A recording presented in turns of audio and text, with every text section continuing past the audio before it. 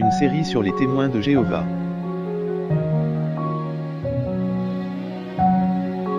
Les faits essentiels.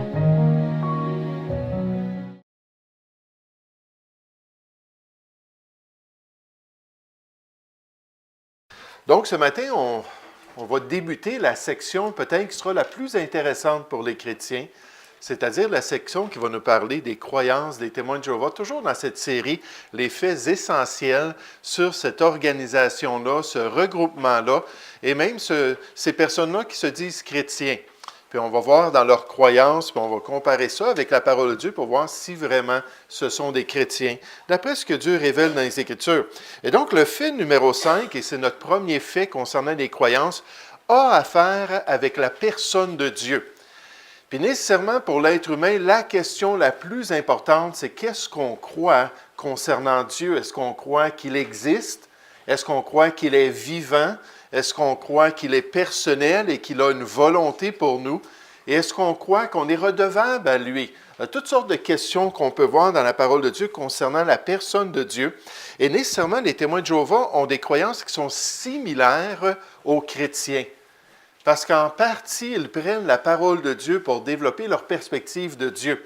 Donc, il y a vraiment des vérités qui sont enseignées par cette organisation-là et malheureusement, il y a de l'erreur qui est infiltrée à travers tout cela. Et c'est souvent le cas lorsqu'on regarde différents groupes, ils vont avoir des choses qui vont être totalement en accord avec ce que la parole de Dieu a enseigné. Puis là, à travers tout cela, ils vont infiltrer leur doctrine, ils vont infiltrer leurs croyances particulières. Donc, j'aimerais qu'on puisse regarder ce matin les croyances qui sont similaires avec les chrétiens, les croyances que les témoins de Jéhovah acceptent. Premièrement, ils acceptent que Dieu est le Créateur. Nous vivons sur la planète Terre. Nous avons toute la création autour de nous. Depuis des millénaires, les hommes peuvent lever les yeux vers les cieux et regarder le cosmos et voir une splendeur extraordinaire. Et ce témoignage-là, nécessairement, passe à travers les générations et à travers les nations. Et les témoins de Jéhovah voient que c'est Dieu qui est derrière tout cela. C'est son intelligence et sa parole puissante qui a créé toute chose. Et ils acceptent nécessairement Genèse 1.1, le premier verset de la parole de Dieu. Au commencement, Dieu créa les cieux et la terre. Donc, ils reviennent continuellement en parlant du Créateur, celui qui est le propriétaire de toutes choses, celui qui est derrière l'existence humaine et qui gère la planète Terre selon sa volonté. Dans Ésaïe chapitre 44, ils acceptent cette déclaration de Dieu lorsque ça dit « Ainsi parle l'Éternel ». Vous allez voir cette expression-là, l'Éternel, dans les versets que je vous donne comme exemple, ça revient souvent. On va comprendre un petit peu pourquoi tout à l'heure, dans les différences qu'ils ont avec les chrétiens, pourquoi le mot « éternel » ou cette expression-là est si importante pour eux. Puis donc, on nous dit « Ainsi parle l'Éternel, ton Rédempteur, celui qui t'a formé dès ta naissance. Moi, l'Éternel, j'ai fait toutes choses. » Donc, Dieu se donne l'honneur de tout ce qui existe. Puis il réclame la gloire de toute la création autour de nous. Moi, l'Éternel, j'ai fait toutes choses. Seul j'ai déployé les cieux. Seul j'ai étendu la terre. Et les témoins de Jéhovah croient que Dieu est le Créateur. Maintenant, ils croient aussi que Dieu est le Maître. Étant donné que toutes choses lui appartiennent. Le psaume 24, ça débute en disant que Dieu a fait toutes choses et toutes choses lui appartiennent. Si je travaille sur un projet, puis que je construis une petite maison, puis finalement je termine ma construction, je peux dire que la maison m'appartient. Si quelqu'un vient et essaie de détruire la maison, il va m'attaquer moi parce que c'est ma maison, ma propriété. Et Dieu regarde toutes choses puis il dit qu'il est le Maître. C'est lui qui est au contrôle de tout ce qui se passe dans la création. Il est souverain, tout-puissant, et l'autorité suprême sur toute chose. Puis donc, les témoins de Jéhovah vont se tourner vers des passages pour démontrer cela. Jérémie a dit dans le livre de Lamentations, il a dit « Qui dira qu'une chose arrive sans que le Seigneur l'ait ordonné? » Donc, dans sa souveraineté, Dieu voit tous les détails de l'expérience sur la planète. N'est-ce pas de la volonté du Très-Haut que viennent les maux et les biens? Donc, Dieu gère toutes choses, il est au contrôle de toutes choses. Dans Ésaïe 44, il dit « Ainsi parle l'Éternel, roi d'Israël et son Rédempteur, l'Éternel des armées. Je suis le premier et je suis le dernier. Le commencement et la fin de toutes choses. Dieu est souverain, il est au contrôle. Et hors de moi, il n'y a point de Dieu. » Il dit dans le psaume 46, il dit « Arrêtez et sachez que je suis Dieu. Je domine sur les nations, je domine sur la terre. » Puis donc, les témoins de Jéhovah vont se tourner vers cette vérité-là et dire, Dieu est au contrôle. Dieu est le maître de toutes choses. Ensuite, ils vont continuer avec leur élaboration de ce qu'ils croient de Dieu, en disant que Dieu est le juge. Dieu est le juge suprême de l'être humain. Tous les hommes, un jour, vont devoir rendre compte devant lui à la fin des temps. Puis là, il y aurait toutes sortes de passages, même dans le Nouveau Testament. Je vous donne quelques exemples. Ça nous dit dans le psaume 94, c'est un psaume qu'on appelle imprécatoire. Imprécatoire, c'est que le psalmiste demande à Dieu d'intervenir comme juge, dans sa justice, de punir ceux qui font le mal. Puis plusieurs des psaumes sont comme cela, où on voit que peut-être les idées de la grâce, les idées du pardon sont moins développées dans l'Ancienne Alliance. Puis là, il pousse un peu plus le fait que le peuple a besoin d'être protégé et Dieu a besoin d'agir contre ceux qui font le mal. Il dit « Dieu des vengeances, éternel », encore cette expression-là, « Dieu des vengeances, paraît, lève-toi, juge de la terre, rends aux orgueilleux selon leurs œuvres. » Cette expression-là, selon leurs œuvres ou selon ses œuvres, ça revient dans les deux testaments. C'est-à-dire d'après les agissements de l'être humain, d'après le comportement de l'homme sur la terre, Dieu peut agir d'après sa justice. Dans Jérémie chapitre 25, au verset 14, on dit « Car des nations puissantes et de grands rois les asserviront, eux aussi, et je leur rendrai selon leurs œuvres et selon l'ouvrage de leurs mains. » Donc, les témoins de Jéhovah disent, « Attendez-vous un jour à passer devant votre juge. » Oui. Les versets qu'on voit, est-ce que dans leur version, leur traduction, ils sont tels quels comme ça? Non, puis tu me fais penser que je pourrais les inscrire à l'avenir, directement de leur version. Oui, ça serait peut-être plus pratique. Donc là, ça, c'est la Louis II. La Louis II. Mais c'est vrai, c'est une bonne idée pour l'avenir. Comme ça, on va voir exactement comment ils rendent ces tests. Ensuite, ils disent quelque chose qui peut surprendre certains, c'est qu'ils disent croire que Dieu est le sauveur de l'homme. Dieu est le sauveur, c'est-à-dire qu'il a envoyé son Fils sur la terre pour offrir une nouvelle vie à l'être humain. Puis quand on va rentrer dans les doctrines de la sotériologie ou les doctrines du salut, vous allez voir que ce n'est pas tout à fait ce que la Bible enseigne, la manière qu'il présente les choses, mais ils disent que certainement Dieu est le sauveur. Puis ils vont se tourner dans des passages comme Ésaïe 41. Ça dit « Ne crains rien, vermisseau de Jacob, faible reste d'Israël. Je viens à ton secours, dit l'Éternel, et le Saint d'Israël est ton sauveur. » Ton libérateur. Dieu est le sauveur. Dans Ésaïe 60, il dit, tu suceras le lait des nations, tu suceras la mamelle des rois, et tu sauras que je suis l'Éternel, ton sauveur, ton rédempteur, le puissant de Jacob. Puis là, ils vont développer le thème du salut et de la délivrance de l'être humain dans leur doctrine et leurs enseignements. Mais ils disent, oui, effectivement, on croit que Dieu est le Sauveur. Maintenant, ils vont aussi mentionner, dernièrement, puis il y aura d'autres choses qu'on pourrait dire de similaires concernant Dieu, mais en gros, les grands thèmes de leur croyance, c'est qu'ils vont dire que Dieu est là pour soutenir le juste. Dieu est là pour soutenir le croyant ou celui qui veut accomplir sa volonté. Il est celui qui accompagne le juste sur la terre et qui le fortifie dans les voies de la justice, comme on voit dans Proverbes chapitre 2. Car l'Éternel donne la sagesse. De sa bouche sortent la connaissance et l'intelligence. Vous savez, si on manque de sagesse dans notre vie, puis on manque de compréhension des voies de Dieu, la Bible nous dit qu'on peut se tourner vers lui. Lui, il est là pour nous permettre de comprendre. Lui, il est là pour nous donner cette sagesse-là, pour illuminer notre esprit. Puis je pense que ça devrait faire partie de nos prières. Seigneur, enseigne-moi tes voies. Seigneur, montre-moi la bonne voie, puis aide-moi à comprendre ta volonté. Donc, ils disent, oui, Dieu est là pour cela.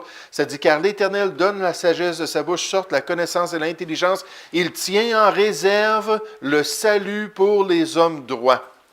Un bouclier, comme David disait souvent dans ses psaumes, que Dieu était un bouclier pour le protéger.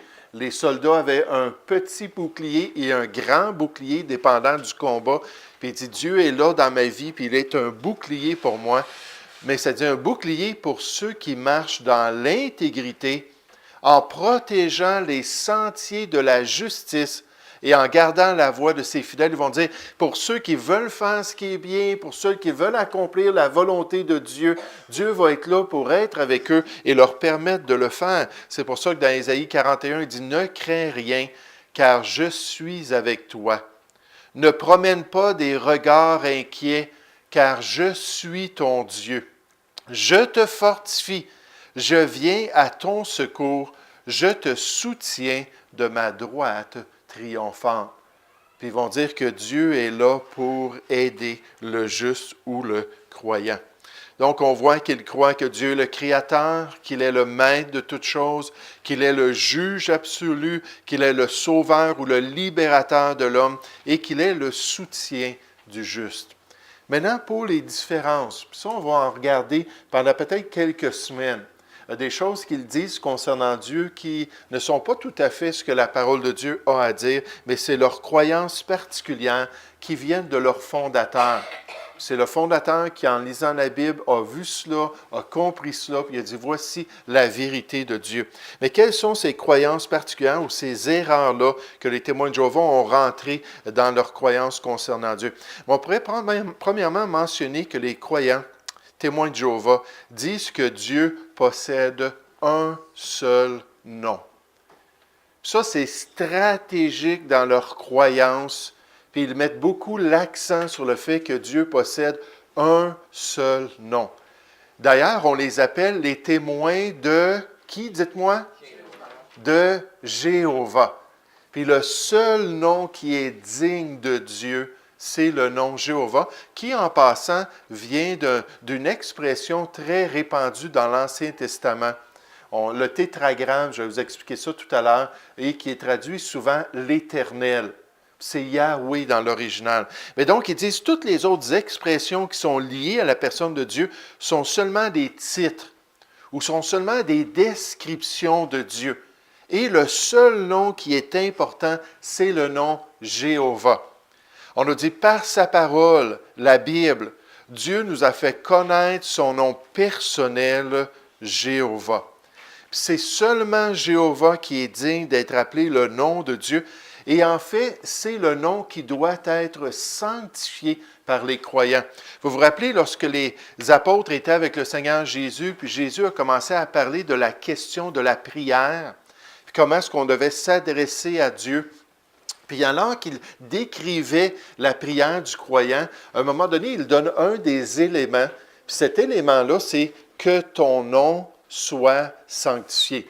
Puis les témoins de Jéhovah, dans leur tactique pour semer un peu du doute et de la confusion chez les soi-disant croyants, pour les amorcer ensuite dans leur groupe, ce qu'ils font, c'est qu'ils vont venir, puis moi je le sais, quand j'étais un jeune chrétien, c'est ce qu'ils m'avaient fait. Ils avaient cogné à la porte, puis il a dit « Bonjour », il dit « Crois-tu en Dieu ?» Tout ça, j'ai dit « Oui, oui, je crois en Dieu ». Il dit « Mais quel est le nom de Dieu? » Dieu. Mais quel est le nom particulier de Dieu? Là, j'étais tout nouveau chrétien, je ne connaissais pas beaucoup la parole de Dieu. Là, ils ont tourné dans Matthieu chapitre 6, ils ont dit, regardez ce que Jésus a dit aux chrétiens de faire. ils ont dit aux chrétiens de sanctifier le nom de Dieu. C'est quoi le nom de Dieu? Puis là, tout de suite, ils tournent vers d'autres passages dans le Nouveau Testament où ils ont l'expression Jéhovah. Puis là, tu es là, puis toi, tu lis la Bible depuis peut-être 1 an, 2 ans, puis tu ne connais pas beaucoup la Bible, mais tu n'as jamais vu le nom Jéhovah dans tes lectures du Nouveau Testament. Puis là, ils disent, regardez, c'est ce nom-là que vous devez sanctifier. Est-ce que votre Église vous a enseigné la vérité? Est-ce que votre assemblée, que vous dites croire à la Bible et suivre Dieu, vous a donné les informations pour vous guider dans les voies de Dieu? Puis en faisant cela, ce qu'ils font, c'est qu'ils sèment un doute qui va dérouter le chrétien. Puis ensuite, on dit, bien nous, on peut venir chez toi, puis t'expliquer comment sanctifier ce nom-là, puis t'expliquer comment marcher dans les voies de Jéhovah Dieu. Puis là, ils utilisent ça comme tremplin pour séduire la personne à cause de la confusion que ça a mis dans leur esprit. Mais que ton nom soit sanctifié. Vous savez, si on regarde juste le contexte de Matthieu, chapitre 6, quel est le nom qui est présenté dans ce passage-là? Le nom de Dieu. C'est quoi la fameuse prière modèle? Le Notre Père. Jéhovah n'est pas du tout dit dans ce passage-là. Notre Père, que ton nom soit sanctifié. Et c'est le nom qui revient dans cette intimité de relation avec Dieu. C'est l'Esprit de Dieu qui nous pousse à appeler Dieu Papa, Abba ou Père. Puis là, il dit qu'on peut sanctifier ce nom-là, mais eux, ils utilisent ça comme un tremplin. Vous savez, il n'y a personne qui met en doute l'importance du tétragramme. Le tétragramme, c'est les 4 lettres en hébreu, 4 consonnes qui reviennent à travers l'Ancien Testament des milliers de fois. C'est un nom qui est plus populaire que le nom Elohim, plus populaire que le nom Adonai, Seigneur, qui revient continuellement dans les Écritures pour parler du Dieu d'Israël, pour donner la description de ce Dieu-là. Et c'est même ce nom-là que Dieu a utilisé lorsque Moïse lui a dit, quand je vais parler aux Juifs, puis je vais leur parler de leur libérateur qui veut les faire sortir d'Égypte. Bien, il va falloir que je dise que tu t'appelles d'une certaine manière. Ils savent là-bas en Égypte, il y a Osiris. Ils savent, puis il y a tout le panthéon des différents dieux égyptiens qui ont des noms. Toi, c'est quoi ton nom? Puis voici la réponse que Dieu a donnée. Dieu dit à Moïse, « Je suis celui qui suis. » Et il ajouta, « C'est ainsi que tu répondras aux enfants d'Israël, celui qui s'appelle « Je suis » m'a envoyé vers vous. Là, dans l'original, c'est Yahweh, ou les 4 consonnes, parce qu'à cette époque-là, il n'y avait pas de voyelles là, dans le langage hébraïque. Donc, les 4 consonnes qui se trouvaient là et qui reviennent des milliers et des milliers de fois. Donc, Yahweh, qui ont utilisé plus tard pour dire Jéhovah, et c'est un moine au 12e siècle qui a pris les voyelles de Adonai puis qui les a mélangées avec le Yahweh, le tétragramme, pour dire Jéhovah. Mais dans le fond, on ne sait pas du tout comment ce mot-là était prononcé. Les Juifs avaient tellement une crainte de ce nom-là qu'ils n'osaient même pas le prononcer, de peur de le prononcer en vain. Les Massorètes, au 9e siècle de notre ère, lorsqu'ils ont mis tous les points et ainsi de suite pour mettre les voyelles dans le texte hébraïque, on dit, oui, mais hey, ce mot-là, là, il revient continuellement. Y a-t-il quelqu'un qui se souvient? Comment est-ce que c'était prononcé, ça? Ah, moi, quand on le lit, on ne le prononce jamais. On dit Adonai à la place. J'ai dit, je ne sais pas, moi, comment est-ce que c'était prononcé? Puis là, ces Massorètes-là, qui étaient des scribes là, vraiment précis, on dit, bien, on ne peut pas mettre de voyelles, on ne peut pas mettre rien, on ne s'en souvient pas. Ça a été perdu avec le temps. Donc, il n'y a personne qui sait si même le nom serait Jéhovah. On peut dire Yahweh, on peut dire le tétragramme, puis ainsi de suite. Mais donc, c'est un mot important, mais ce n'est certainement pas le seul nom de Dieu. Quand on regarde dans les Écritures, je regardais des auteurs, puis certains disaient Dieu a 15 noms qui lui sont attribués dans la parole de Dieu. Un autre auteur a dit non, il a 20 noms qui lui sont attribués. Nous, on avait fait une série ici à l'Église sur les noms en hébreu de Dieu dans l'Ancien Testament. Je pense qu'on en avait une 12aine, si je me souviens bien, dans la série. Donc, il n'y a pas juste un nom. Oui, c'est vrai que ce nom-là est très important, mais ce n'est pas le seul nom. Puis c'est pour ça que même pour les témoins de Jéhovah, dans leur histoire, ils n'ont pas toujours cru qu'il y avait un seul nom, puis c'était juste ce nom-là qui était important, puis on va tout bâtir notre croyance autour de ce nom-là. Bien au contraire, le deuxième président, qui était Joseph Rutherford, a dit « Le Créateur s'est fait connaître à ses créatures sous différents noms. » Donc, il dit, oui, il y en a différents noms, et chaque a une signification profonde. Donc, Dieu a plusieurs noms qui lui sont attribués. Et un autre, dans l'introduction de la traduction du Monde Nouveau, on cite Jérôme. On dit dans sa 25e lettre écrite à Marsala de Rome en 384, il, en parlant de Jérôme, il traite des 10 noms de Dieu, dont la neuvième, ou le neuvième, pardon, dit-il, est le tétragramme. Donc, il mentionne ça en parlant des différents noms, puis comment est-ce qu'ils ont travaillé avec ces noms-là en faisant la traduction du Monde Nouveau. Mais c'est évident que même dans l'histoire des témoins de Jéhovah, ils ne mettaient pas cet accent-là avant des changements qui se sont produits. Mais une fois qu'ils ont décidé qu'ils allaient tout développer leur croyance autour du nom Jéhovah, ils ont décidé que ça leur prenait une version où le nom Jéhovah paraîtrait pas juste des milliers de fois dans l'Ancien Testament, mais paraîtrait aussi dans le Nouveau Testament. Là, ils ont dit, OK, on va se trouver un comité, puis on va commencer à traduire la Bible, puis on va avoir notre propre Bible. Puis là, si vous prenez la Bible des témoins de Jéhovah dans le Nouveau Testament, puis vous allez dans les pages du Nouveau Testament, comme Shani l'a suggéré, d'avoir leur propre version, vous allez voir, le nom Jéhovah va revenir continuellement. Mais ce n'est pas légitime, parce qu'il n'y a aucun manuscrit. 5600 manuscrits du Nouveau Testament. Il n'y en a pas un, pas 5% des manuscrits, pas 10%. Il n'y en a pas un qui a le nom Jéhovah dans le Nouveau Testament. Ça n'existe tout simplement pas. Puis l'organisation l'a rajouté quand il tombait sur des mots comme « kurios », qui est le mot « Seigneur », et que ça s'appliquait à Dieu le Père, ou le mot « théos », qui est le mot « Dieu », et nécessairement ça parlait de Dieu en parlant de Dieu le Père. Là, ils ont changé cela pour mettre à la place le nom Jéhovah à 237 reprises. Ils ont fait cela. Donc, nous, on regarde Romains 10, 13. Dans le contexte, ça parle de Jésus, notre Sauveur. Ça dit « Car quiconque invoquera le nom du Seigneur sera sauvé ». Vous savez, j'ai déjà cité ça aux témoins de Jéhovah, puis on dit non, c'est pas Jésus qu'on invoque pour être sauvé. C'est Jéhovah. Pourquoi? Ça dit car tout homme qui invoquera le nom de Jéhovah sera sauvé.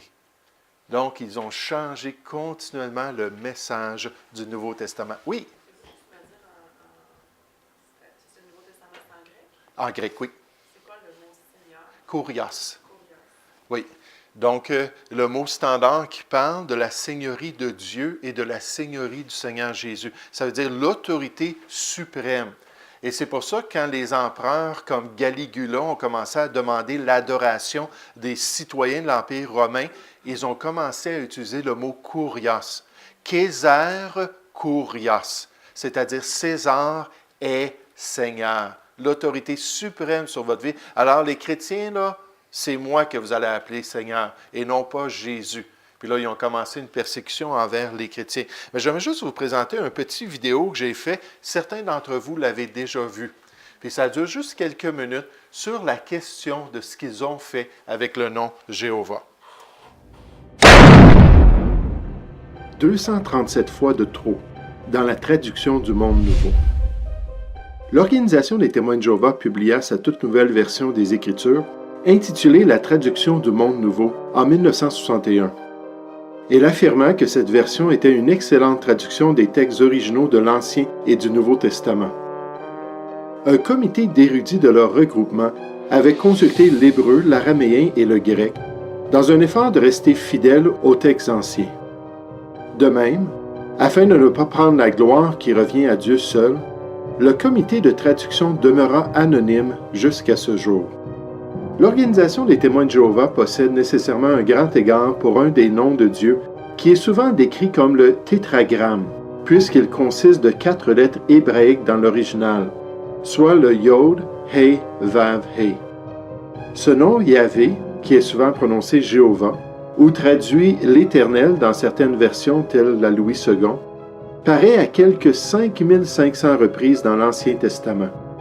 C'était le nom le plus fréquent de l'Ancienne Alliance, et certainement le nom par excellence de Dieu. Ce nom était tellement vénéré par le peuple juif qu'il évitait de le prononcer librement de peur de le prendre en vain. C'est pourquoi sa prononciation originale fut perdue avec le temps.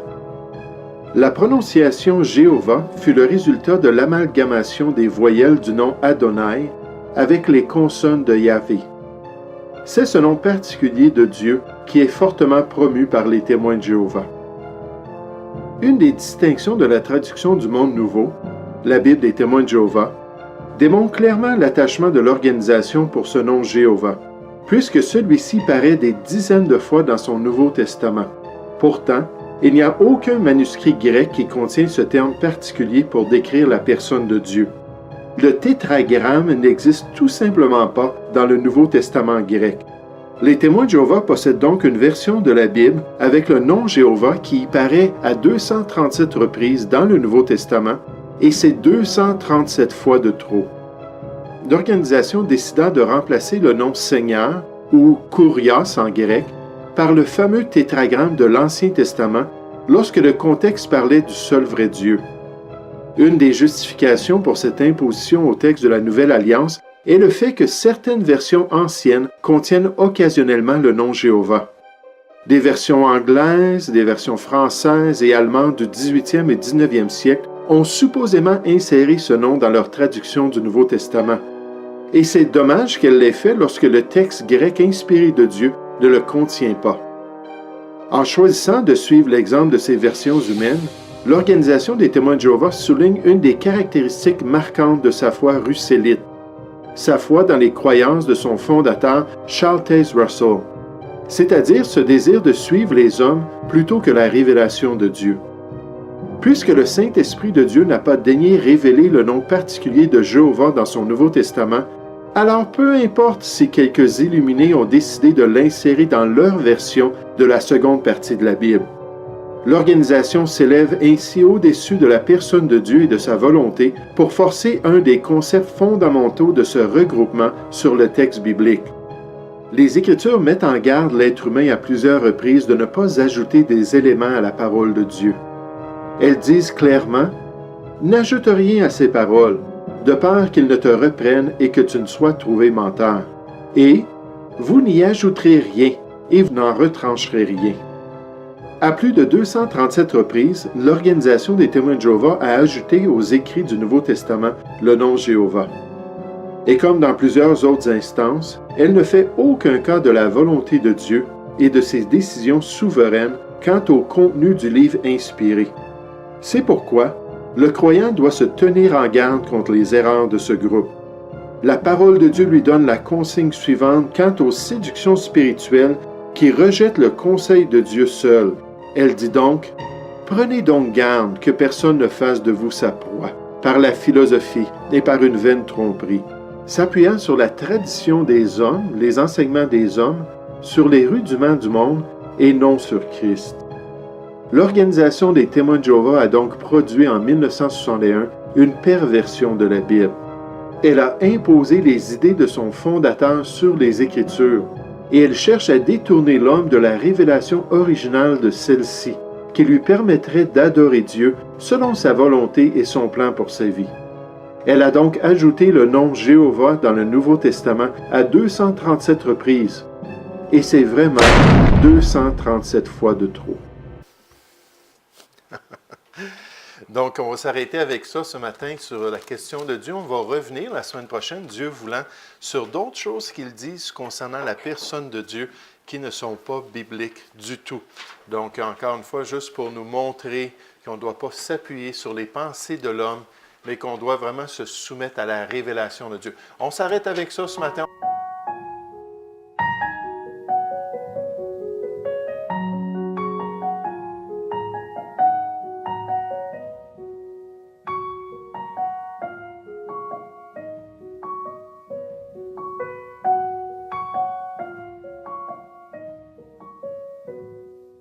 Une série sur les témoins de Jéhovah.